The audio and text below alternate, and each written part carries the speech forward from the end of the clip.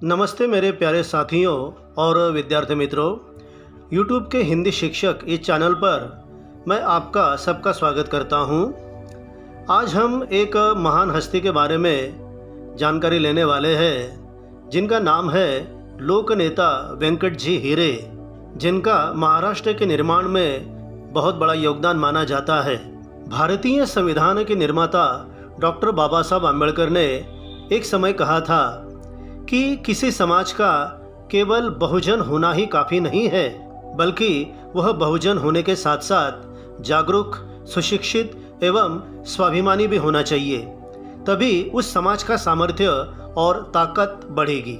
समर्थ एवं बलवान राष्ट्र निर्माण का सपना देखने वाले किसी भी समाज के लिए आम्बेडकर की ये कथनी बिल्कुल लागू होती है। किसी समाज को सुशिक्षित बनाना बहुत ही टेढ़ी खीर मानी जाती है, बड़ा ही कठिन कार्य ये माना जाता है। उसके लिए आवश्यकता होती है दूरदर्शी नेता एवं कार्यकर्ताओं की फौज खड़ी करना और मनुष्य की तीसरी आंख जिसे माना जाता है अर्थात ज्ञान। उस ज्ञान की गंगा घर घर तक पहुंचाने के लिए एक नहीं अपितु कई भगीरथों को इस धरती पर जन्म लेना पड़ता है और इस मामले में हमारा महाराष्ट्र बड़ा सौभाग्यशाली रहा। भारतीय इतिहास के पन्नों पर अगर हम एक निगाह डालेंगे तो समझ में आता है कि महात्मा फूले, सावित्रीबाई फूले, शाहू महाराज, डॉक्टर बाबा साहब आम्बेडकर ऐसे कई महान समाज सुधारक, विचारक, नेता एवं कार्यकर्ताओं के अथक प्रयासों से महाराष्ट्र के कोने कोने में शिक्षा का प्रचार और प्रसार संभव हो पाया। नासिक जिले के अंतर्गत आने वाले मालेगांव के हीरे परिवार ने भी अपने अविरत प्रयासों से और दूरदर्शिता का परिचय देते हुए आदिवासी, दीन दलित, बहुजन और आम जनता के शैक्षणिक उत्थान का ऐतिहासिक कार्य किया है। हाँ बच्चों, शिक्षा संस्थाओं का एक बड़ा सा जाल बुनते हुए बहुजन समाज तक उन्होंने ज्ञान की पावन गंगा पहुंचाने का पुनीत कार्य किया है। गिरी कंदराओं में आदिवासी, दुर्गम, अति दुर्गम क्षेत्र में रहने वाले दीन दलित, दुखी, ज्ञान के प्यासे लोगों को ज्ञान रूपी मीठा रस चखवाने का काम इन्होंने किया है। इस श्रेणी में लोक नेता वेंकट बाबू हीरे जी का नाम बड़े आदर के साथ लिया जाता है। समाज के उत्थान के लिए हमेशा प्रयासरत रहने वाले इस लोक नेता का जन्म नासिक जिले के मालेगांव तहसील के दाबाड़ी में हुआ था 24 अप्रैल सन 1928 में। उन्होंने अपनी प्राथमिक शिक्षा निमगांव में पूरी की थी और माध्यमिक शिक्षा नासिक और मुंबई जाकर पूरी की। बच्चों, अब मैं आपको उस दौर में ले चलना चाहता हूँ जब पूरे देश में आज़ादी की हवा जोरों से बह रही थी, अर्थात आज़ादी का आंदोलन चल रहा था। हीरे परिवार की अगर बात करें तो वेंकट बाबू हीरे, इनके पिता उस समय नासिक जिले की बड़ी हस्तियों में से एक बड़े राजनीतिज्ञ और समाज सुधारक माने जाते थे। ऐसे महान स्वतंत्रता सेनानी कर्मवीर भाऊसाहब हीरे यानी अपने पिता का आदर्श अपनी आंखों के सामने रखते हुए वेंकट जी भी आज़ादी के आंदोलन में कूद पड़े थे। 1940 से लेकर 1942 तक के स्वतंत्रता सत्याग्रह आंदोलन में वे सहभागी हुए थे, शरीक हुए थे। वैसे तो उन्हें बचपन से ही समाज कार्य करने का शौक था, रुचि थी, लगाव था। मिसाल के तौर पर जब उनकी उम्र केवल 17 साल की थी, अर्थात 1945 में मालेगांव के मौसम नदी में जब भयंकर बाढ़ ने अपना उत्पात मचाया था, तब इस बाढ़ संकट निवारण कार्य में वेंकट जी अग्रसर थे और इसी वर्ष उन्होंने यूथ कांग्रेस में भी प्रवेश किया था। 1947 के सार्वत्रिक साक्षरता प्रसार अभियान में भी वेंकट जी सबसे आगे रहे। 1950 में अखिल भारतीय कांग्रेस अधिवेशन जब हुआ, उसमें स्वयं सेवक के तौर पर उन्होंने महत्वपूर्ण जिम्मेदारी निभाई थी। उसके अगले वर्ष यानी 1951 में अत्यंत सुशील एवं विनम्रता की मूर्ति अर्थात पुष्पता हीरे जी से उनका विवाह संपन्न हुआ। बच्चों, और एक महत्वपूर्ण मुद्दा मैं आपको बताना चाहता हूँ जिसका उल्लेख मैंने कुछ देर पहले किया कि उस दौर में उनके पिता अर्थात कर्मवीर भाऊसाहब हीरे समाज की एक बड़ी हस्ती थे। समाज में उनका बड़ा सम्मान था और ऐसे पिता के मार्गदर्शन में वेंकट बाबू हीरे मानो तैयार हो रहे थे। इतना बढ़िया मार्गदर्शन उन्हें भला बाहर जाकर कहाँ मिल सकता था। 1954 में भारत के प्रथम राष्ट्रपति डॉक्टर राजेंद्र प्रसाद इनके द्वारा महाविद्यालय के स्थापना समारोह के वे मुख्य प्रबंधक थे। इसके बाद वेंकट भाऊ ने कभी पीछे मुड़कर नहीं देखा।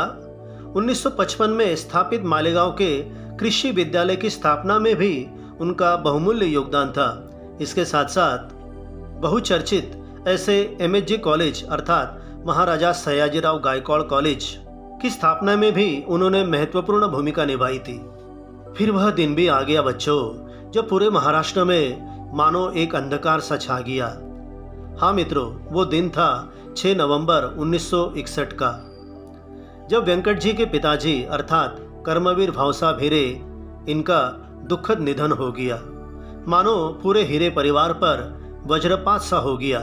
यह बड़ी कठिन घड़ी थी, मुसीबत की घड़ी थी, हिरे परिवार के लिए ही नहीं बल्कि पूरे नासिक जिले के लिए भी। पर जो होना था वो हो चुका था। इस कठिन समय में वेंकट जी ने अपने साथ साथ अपने परिवार को भी संभाला।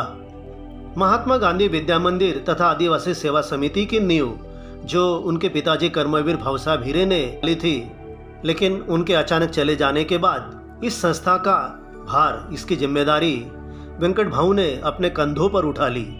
यूं कहिए जैसे कोई मूर्तिकार अपनी किसी प्यारी मूर्ति को आकार दे रहा है। मूर्ति लगभग पूरी होने को आई है और दुर्भाग्य से उस मूर्तिकार का देहांत हो गया। तो उस मूर्तिकार के बेटे ने पिता की उस प्राणप्रिय मूर्ति को, जो पहले अधूरी थी, उसमें प्राण फूंकने का, उसे पूरा करने का काम किया। मानो पिता का अधूरा सपना बेटे ने पूरा कर दिया। इसी मूर्तिकार की भांति वेंकट जी ने भी अपने पिता का अधूरा सपना पूरा किया। इसलिए तो उन्हें महात्मा गांधी विद्या मंदिर तथा आदिवासी सेवा समिति के संवर्धक के रूप में जाना जाता है, पहचाना जाता है। राजनीति में उनका सफर चल रहा था बड़ी कामयाबी के साथ।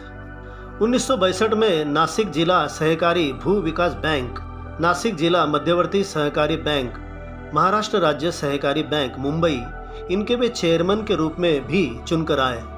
लेकिन राजनीति से ज़्यादा दिलचस्पी उन्हें शिक्षा में थी, शिक्षा के प्रचार प्रसार में थी। कहा जाता है कि कर्मवीर भावसाहब हिरे जिन्होंने जो ज्ञान यज्ञ शुरू किया था वह बदस्तूर वेंकट जी ने जारी रखा। 1963 में अंदरसूल, येवला और पेठ तहसील के करंजाली में माध्यमिक विद्यालयों की उन्होंने स्थापना की।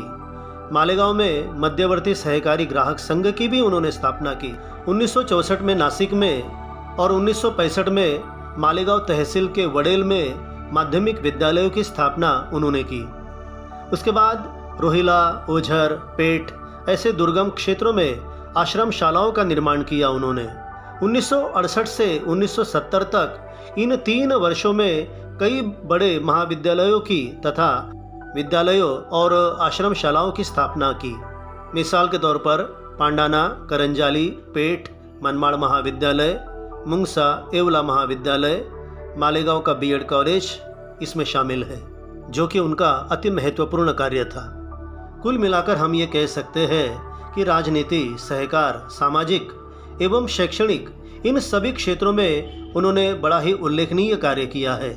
मानो वही उनके जीवन का ध्येय था, वही उनके जीवन का लक्ष्य था, सपना था। ऐसे इस महान नेता की मृत्यु 3 जुलाई 1980 में एक मोटर दुर्घटना में हो गई। दूसरी बार महाराष्ट्र खून के आंसू रोया। ऐसे इस महान कार्यकर्तृत्व के धनी, सबके लिए प्रेरक बन चुके महान व्यक्तित्व लोक नेता वेंकट भाऊ हिरे, इनकी स्मृति को हम विनम्र अभिवादन करते हैं। धन्यवाद।